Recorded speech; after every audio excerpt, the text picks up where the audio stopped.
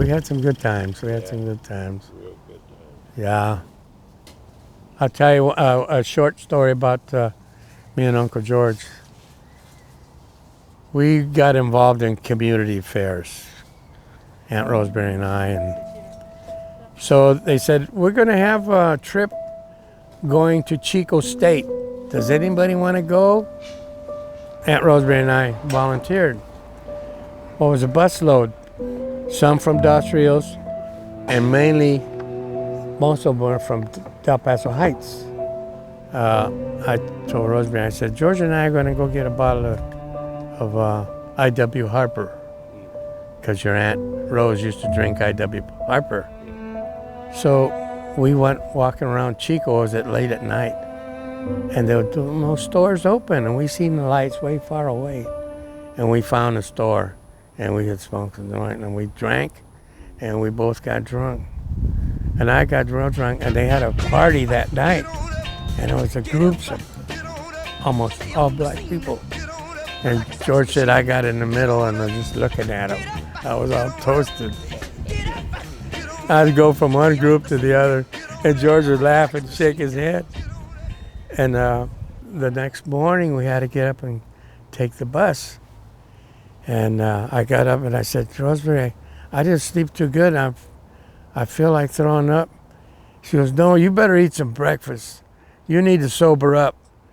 So she gives me a plate of food, and I ate it, and I said, oh, I'm still dizzy. The bus is leaving. Come on, we don't have time. So I got in, and the bus driver seen me going like this, barely getting up the steps. And I said, I feel sick. He says, I got a bag here. It was a popcorn bag. He says, sit behind me, and if you get sick, you throw up on his bag. Rosemary says, I'm not sitting with you. She sat in the back, and George too. I'm not sitting with you, Manuel. Chico, the hills were like this. And at the time, the speed limit was 75 miles an hour, and I was going, and the guy says, here, throw up in the bag. And I grabbed the guy by the throat, and I dropped the bag, and I started to throw up on his neck. And it was a summertime. And he was driving the bus.